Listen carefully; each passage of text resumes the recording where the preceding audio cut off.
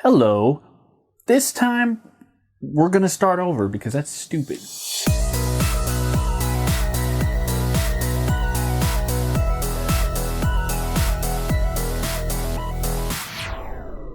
Hi folks, welcome back to Aeon Pro.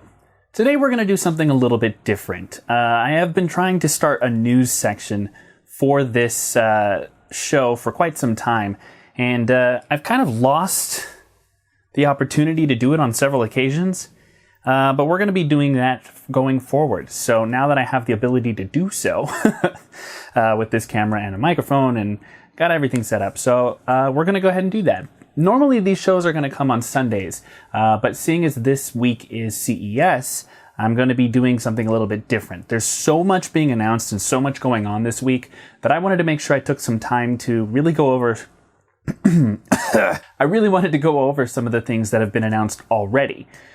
So let's go ahead and just dive right in. Probably one of the biggest stories so far this week, I think, is probably the RTX 2060 being launched. This was announced as being released on January 15th for $350. They say $349, but that's just marketing speak. They're just trying to make it sound like it's cheaper than it actually is. So $350 for the RTX 2060. They did show a few graphs comparing to some of the other 2070, 2080, as well as the 1070 Ti and the 1070. It puts this card roughly on par with the 1070 Ti.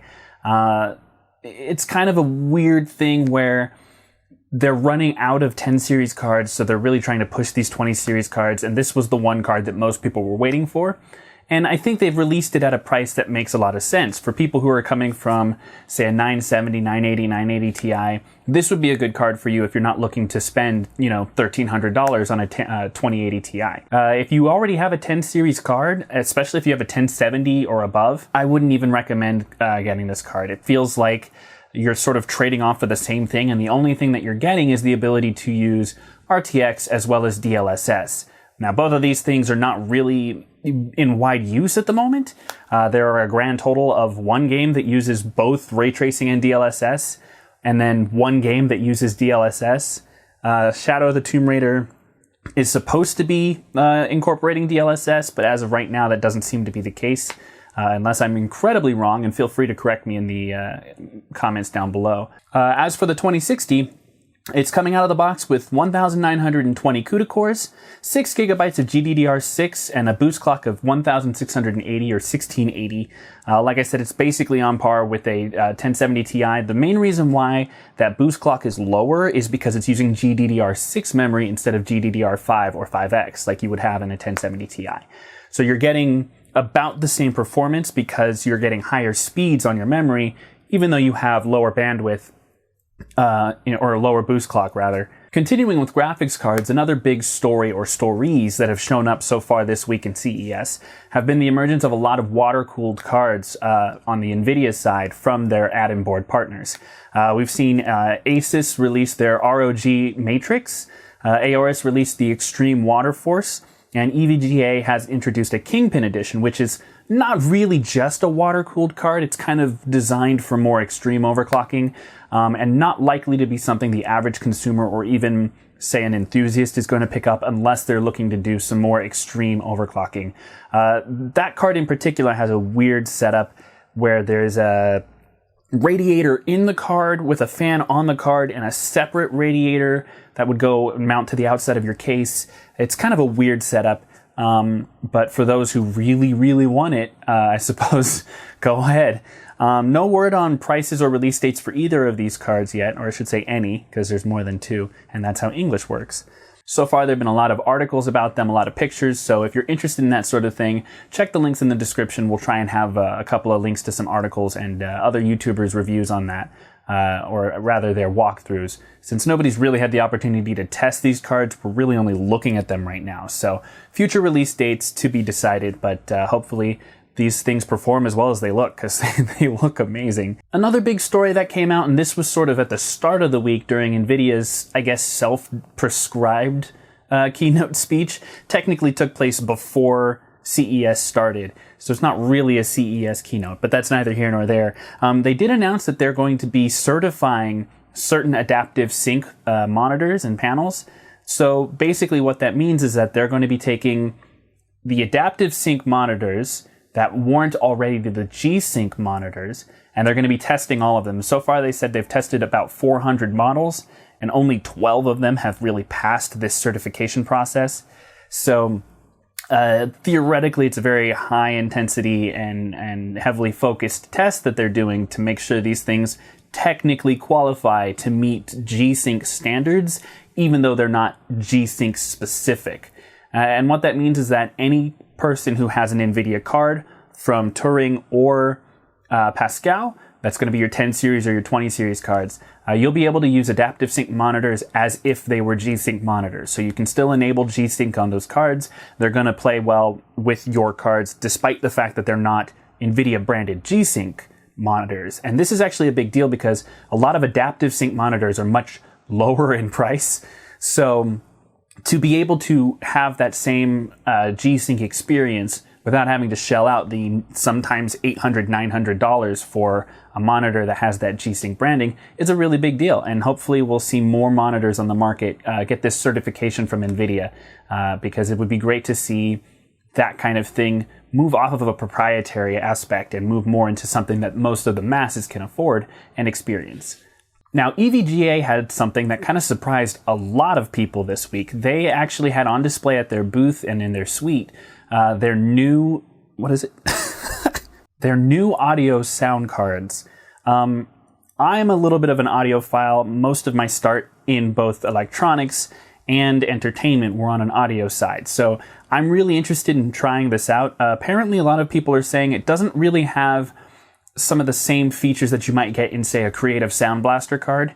But what it does have is a lot of onboard capacitors to help sort of translate the sound without really encoding it. So this is going to be a PCIe card that you slot right into your system. And it looks like they're ready to release sometime Q1.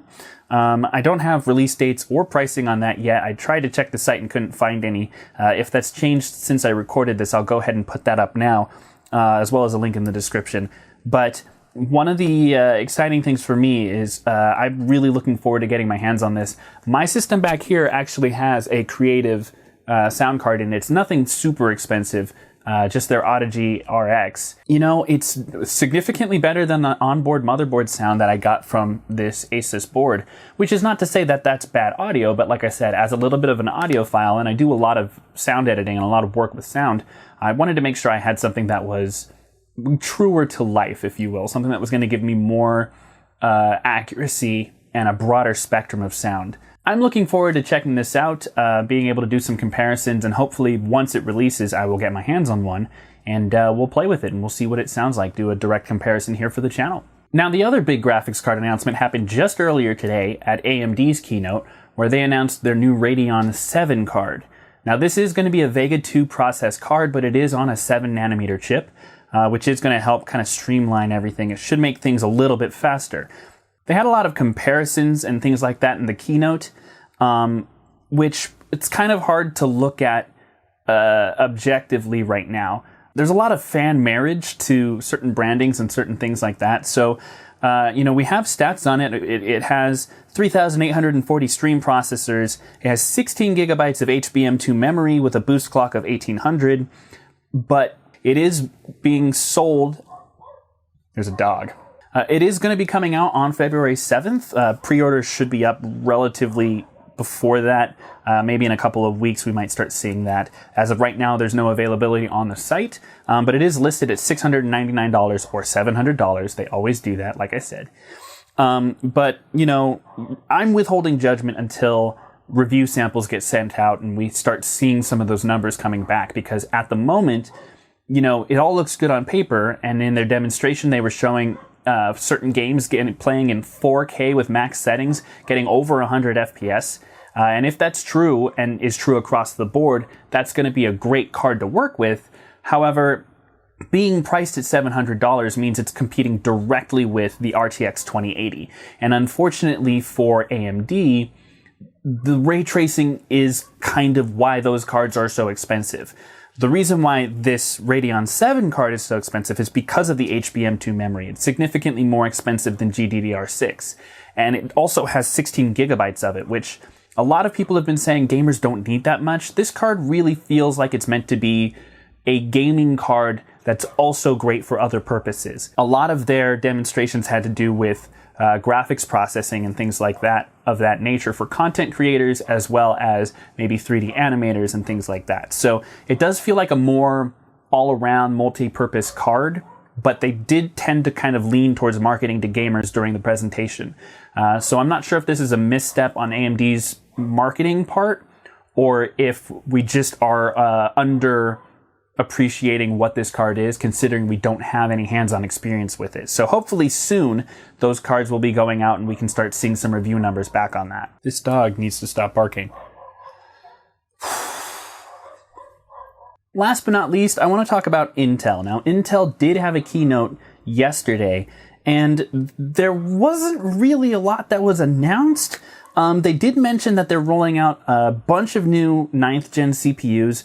These CPUs are things that I call in-betweeners, so we're not seeing any new levels of CPU. We're just seeing different SKUs within those levels.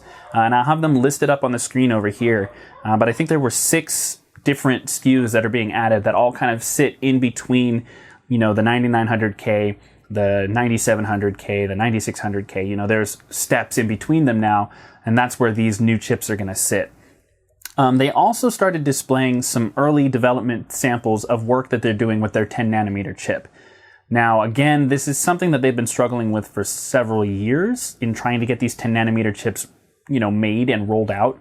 And I can't get into the technicalities of why they've been having difficulties, but it is nice to see that they actually have engineering samples out now, and they have workloads that they are starting to simulate and get involved in with these 10 nanometer chips. So we may be seeing 10 nanometers sometime towards the end of this year, but from the sounds of the keynote, no word yet on if this is going to be a different setup than the 9900K and so on.